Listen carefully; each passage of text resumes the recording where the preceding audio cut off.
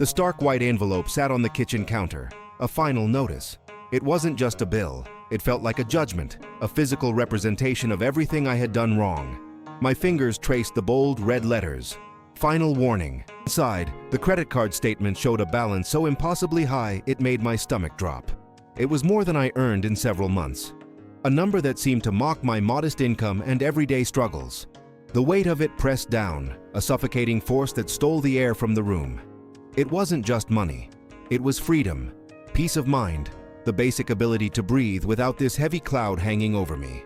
For a moment, I just stood there, the fluorescent kitchen light reflecting off the glossy paper. There was no sudden outburst, no dramatic collapse. Instead, an odd, quiet calm settled over me.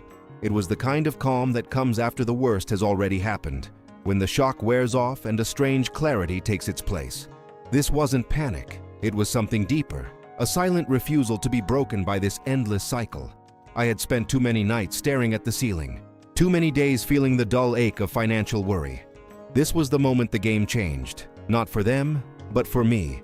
I wouldn't let this debt define me anymore. I wouldn't let it win. I picked up the statement again, not with dread, but with a new kind of resolve. There had to be a way out, even if it felt impossible right now.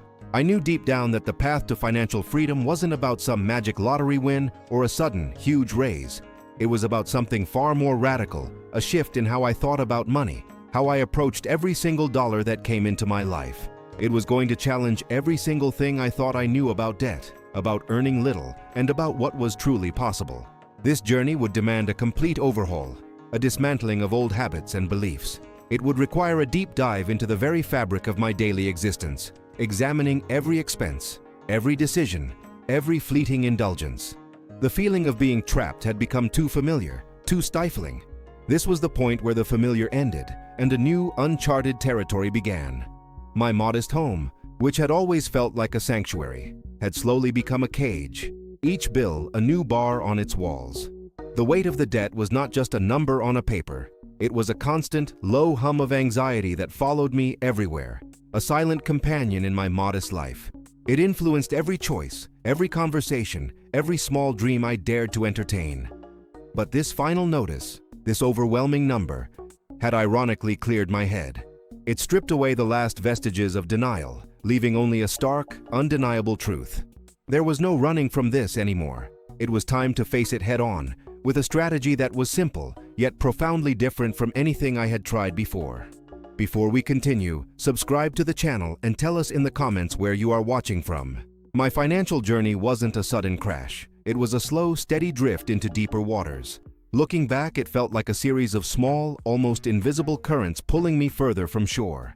I remembered my early 20s, fresh out of school, with big dreams and a tiny paycheck. The idea of saving seemed like a luxury, something only for people with extra money, a concept foreign to my everyday reality. I worked a decent job, nothing fancy, just enough to cover the basics and maybe a little more. My days were pretty standard. I'd wake up early, grab a quick, cheap coffee, and head to work. The office was in an older building, the kind where the air conditioning always seemed to be fighting a losing battle. My evenings were usually spent at home in my small apartment, cooking simple meals from scratch to save money. The neighborhood was quiet, mostly families and older folks. It wasn't fancy, but it felt safe and familiar. My income, while modest, was consistent. Enough for rent, utilities, groceries, and the occasional bus fare.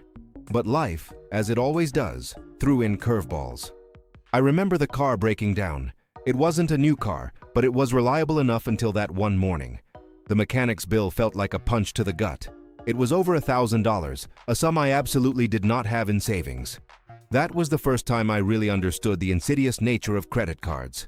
They offered an immediate solution, a temporary fix. But the interest rates were like a slow-acting poison, eating away at any hope of getting ahead. I put the repair on a card, telling myself I'd pay it off quickly.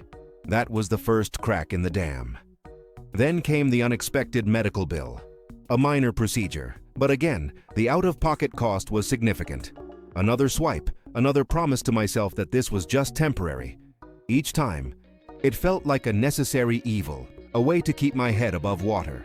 But with each swipe, the water level rose a little higher. The interest rates were relentless, turning a manageable sum into something much larger, much faster than I ever anticipated. It felt like a personal attack, a system designed to keep people like me perpetually struggling. Every month, a chunk of my hard-earned money went straight to interest, not to paying down the actual debt. It was infuriating. I started avoiding looking at my bank statements. The numbers felt accusatory, a reminder of my failure to control things. I'd open the credit card bills with a sense of dread, quickly scanning the minimum payment due, and then shoving them into a drawer. Out of sight, out of mind, right? Except it wasn't. The debt was always there, a low hum of anxiety in the background of my life. There were small indulgences too, things that felt impossible to deny myself after working so hard. A new pair of shoes, a dinner out with friends, a concert ticket. These weren't grand splurges, but they were chips in the foundation, tiny leaks that slowly drained my financial stability. Each purchase felt good for a moment, a brief escape from the constant pressure, but the guilt always followed, a shadow that clung to me. I knew I shouldn't, but the temptation, the desire for a fleeting moment of normalcy, was often too strong to resist. These weren't grand failures, but small, consistent missteps that added up, eroding my ability to build any kind of financial cushion. The cumulative effect was devastating. Every time I told myself, just this once, it became easier to justify the next time. My modest home, which I had worked so hard to maintain, began to feel less like a sanctuary and more like a symbol of my financial entrapment. The weight of the debt was not just a number on a paper. It was a constant, low hum of anxiety that followed me everywhere, a silent companion in my modest life. It influenced every choice, every conversation, every small dream I dared to entertain. The turning point didn't come with a flash of insight or a sudden inheritance. It arrived quietly, like most important changes do. While I was staring at that final notice, the numbers mocking me. Instead of giving in to the familiar dread, a different thought surfaced.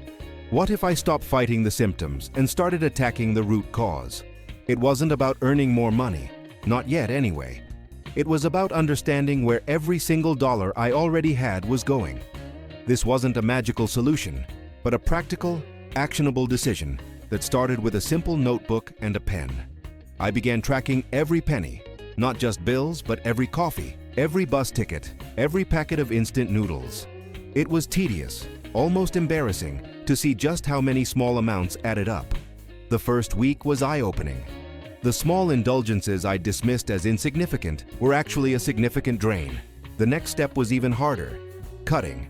I went through my bank statements with a red pen, marking everything that wasn't absolutely essential.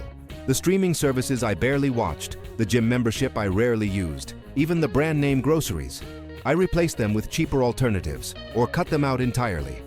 It felt like deprivation at first, but with each cut, a tiny bit of power returned to me. Then came the debt itself.